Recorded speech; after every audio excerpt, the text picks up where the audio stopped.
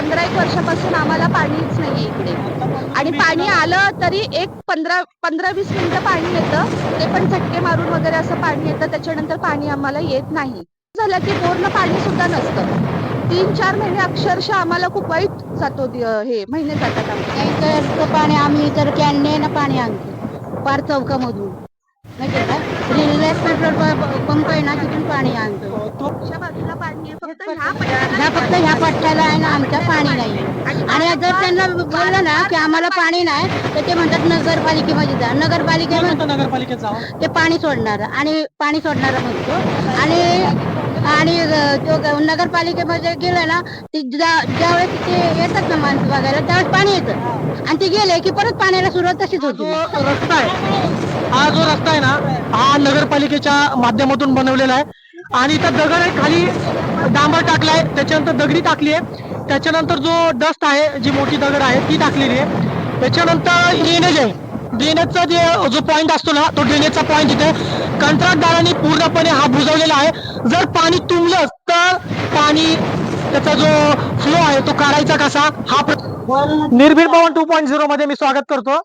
दौंड शहरामध्ये काही भागांमध्ये अजून देखील कित्येक वर्षापासून पाणी येत नाही. आणि पाणी तर येत नाही, त्याचबरोबर दौंड शहरातील काही रस्ते आहेत, ते रस्ते देखील निकृष्ट दर्जाचे बनवलेल्याचं आपल्याला पाहायला मिळते. आपण प्रभाग क्रमांक 1 मधील नवगिरी वस्ती या परिसरामध्ये आहोत.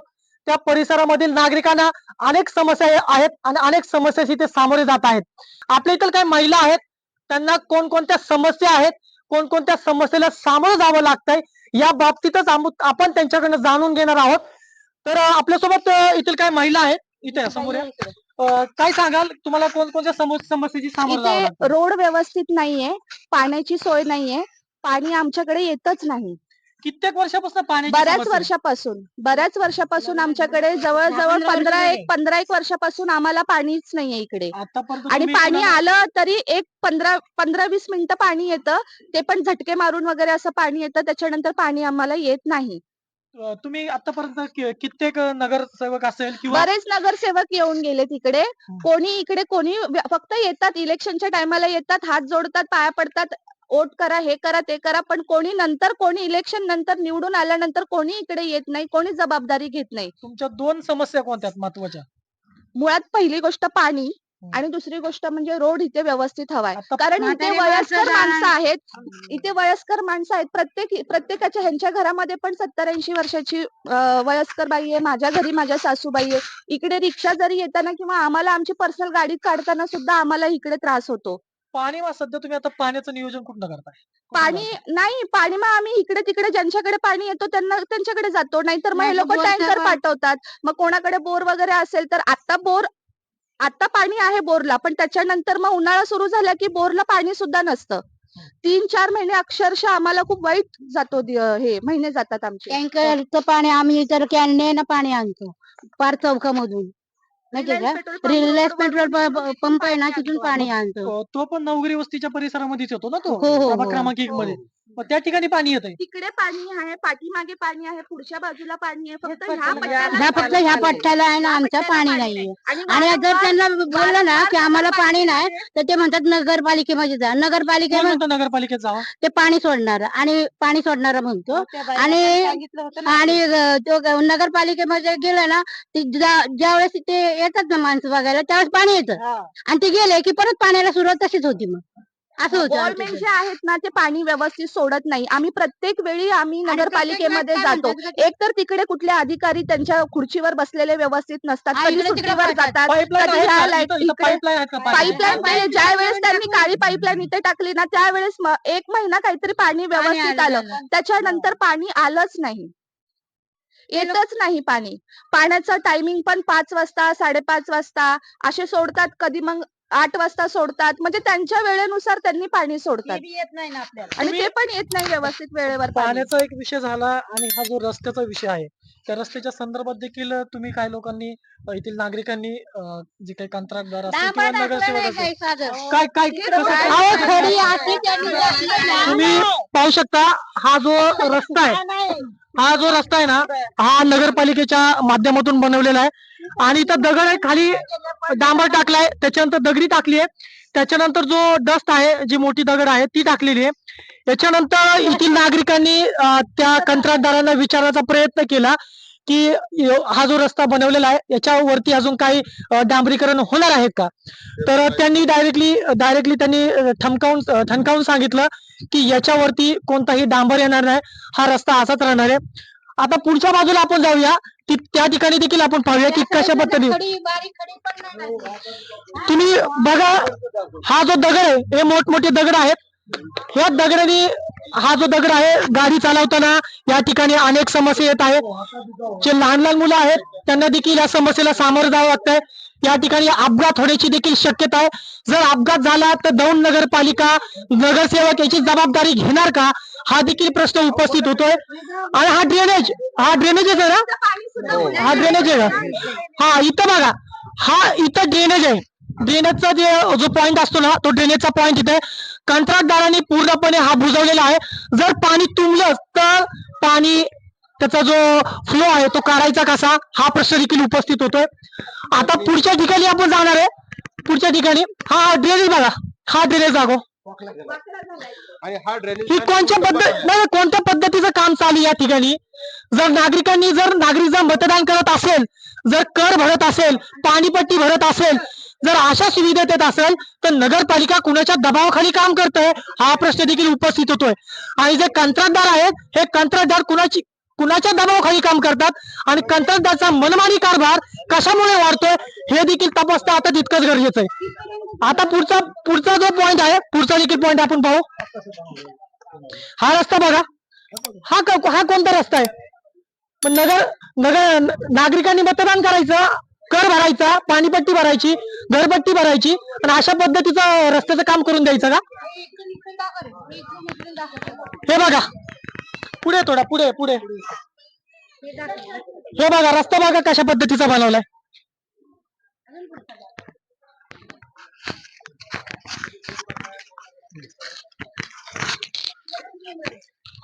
पाठीमागे हा जो रस्ता बनवलाय, हा रस्ता ही जी दगड आहे ना दगडी, या खडीच्या खालची दगडी आहे. पुढे देखील हीच खडी, ही छोटी खडी याच्यावर टाकली होती, ती खडी निघाली आणि खालची दगडी वरती आली. इथल्या नागरिकांनी सांगितलं होतं की तुम्ही जो रस्ता बनवणार आहे जर पूर्ण करत असाल तर रस्ता करा, नाही तर अगोदर जो मुरुम होता ना त्याच्यावर राहू द्या, आम्ही त्याच्यावर जो आमचा प्रवास आहे आम्ही करतो. पण त्यांनी ऐकलं नाही. तरी देखील त्यांना दाखवायचं असं नगरपालिकेला आम्ही रस्ता बनवलाय म्हणून, त्याच्या मार्फत त्यांना बिल काढायचं असेल, त्यांनी बिल काढलं देखील असेल, पण रस्ता मात्र शून्य झालेला आहे आणि हजारो लाखोंचा याच्यात भ्रष्टाचार झालेला आहे अशी शक्यता वर्तवली जातीये. आणि येथील नागरिकांना भ्रष्टाचाराची शंका येत आहे. नेमका कंत्राटदार काय करतोय, या कंत्राटदाराचे धागेदोरे कोणासोबत आहे, हे राजकीय नेते काय करतात आहे, हे नगरसेवक काय करतात. पहिला मुद्दा सर्वात येतो नगरसेवक. स्थानिक नगरसेवक काय दिवा लावतोय, स्थानिक नगरसेवक कुणाच्या दबावाखाली काम करतोय, स्थानिक नगरसेवक कुणाचा ऐकतोय का, स्थानिक नगरसेवकांच्या म्हणण्यानुसारच हे काम केले जातात का, हा प्रश्न उपस्थित होतोय. नगरसेवक फक्त निवडून येण्यापुरते आहेत का फक्त मतदान मागण्यापुरते, हात जोडण्यापुरते आहेत का, नगरसेवकांना तेवढंच काम येते का, हा प्रश्न आता येथील नागरिकांना पडलाय. नक्कीच येथील कामं होणार आहेत का हे देखील तपासणं गरजेचं आहे. बघा तुम्ही हा रस्ता बघून घ्या. हा रस्ता कोण म्हणाल का रस्ता आहे. दौंड शहर काय म्हणतात, दौंड शहर एका ग्रामीण भाग नाही, एका शेतातला जाणारा रस्ता नाही. हा दौंड शहरातला प्रभाग क्रमांक 1 सर्वात मोठा प्रभाग आहे हा. परत घरपट्टी भरतात आहे, स्वतः पाणीपट्टी भरतात आहे, तरी देखील त्यांना अशा सुविधा का दिल्या जातात. काय सांगाल अजून काय. चेंबर लाईनचा इथं खूप मोठा प्रॉब्लेम आहे. चेंबर असे बनवले की सगळं पाणी सरळ जायला पाहिजे आउटलेट रस्त्याला, तर इथं जिथं रस्ता बंद होतो तिथं केलं ह्यांनी स्लूप, सगळं पाणी उलटा जातो. त्या चेंबरचा काहीच उपयोग नाहीये. आता चेंबर बनवलाय, रस्ता असा केलाय, पाण्याचा तर एवढा प्रॉब्लेम आहे की आज 15-20 वर्षापासून की त्याला काहीच विषय नाहीये. पाण्यासाठी आम्हाला जावं लागतंय ड्रम घेऊन आणि घरात आणून द्यावं लागतंय पहिला. आता ते कोरोनाच्या काळामध्ये पास झालेत अशी शंका वर्तवली जाते. कारण ज्या पद्धतीचं काम पाहिजे, इंजिनियर ज्या पद्धतीचं काम करतो त्या पद्धतीचं काम देखील या ठिकाणी झालेलं दिसत नाही. ह्या साईडला ड्रेनेज आहे आणि पलीकडचा जो भाग आहे, या साईडचा पलीकडचा भाग आहे, ह्या भागाला आज 25-30 वर्ष झालं ड्रेनेज नाही. पलीकडचा जो भाग आहे आज 25 ते 30 वर्ष झाला आम्ही इथं राहतोय, पण पल्लीच्या भागाला 25-30 घरांना अजूनपर्यंत ड्रेनेज नाही. आम्हाला पाणी सोडण्यासाठी जागा नाही. नाही, नाही, आम्ही मग आता स्थानिक रहिवासींनी हा. मला उभं केलेलं होतं आणि मला एक खात्री होती की यावेळेस मला इथले स्थानिक लोक मतदान करतील, पण भरपूर लोकांनी मतदान तुम्ही केलेलं होते आहे का? मला. तुमच्या मिसेस होत्या माझी का? मिसेस होती, प्रभाग हा. लेडीज वार्ड हा. होता. परंतु मी कोणत्याही गोष्टीचे काय न करता लोकांनी मला इतकं मतदान दिलंय, ते खरंच मला आनंद आहे. आणि तरी मी येऊ किंवा नाही येऊ, तरी या भागासाठी माझा सदैव प्रयत्न चालू आहे या भागाचा विकास होण्यासाठी. पण त्या ड्रेनेजचा आम्हाला लय मोठा प्रश्न आहे, कारण का आम्ही स्वतः पाणी एखाद्या खड्ड्यामध्ये सोडलं जातं. मच्छीचं प्रमाण वाढलेलं आहे. वारंवार आम्ही नगरपालिकेकडे अधिकारी येतात, बघून जातात, ड्रेनेज जातात, होणार 6 महिने झाले, वर्ष झाले, 10 वर्ष झाले, तिथे ड्रेनेज अजून सध्या देखील नाही. आता तुम्हा लोकांची सर्वांची काय मागणी काय शेवट? आम्हाला हा रोड त्या लोकांनी दुरुस्त करून द्यावा व्यवस्थित. आणि दुसरी मोठी आमची समस्या हेच आहे की आम्हाला पाणी व्यवस्थित त्यांनी सोडून द्यावं. पूर्ण पूर्ण त्यांनी पाण्याची त्यांनी व्यवस्थित सोय केली पाहिजे.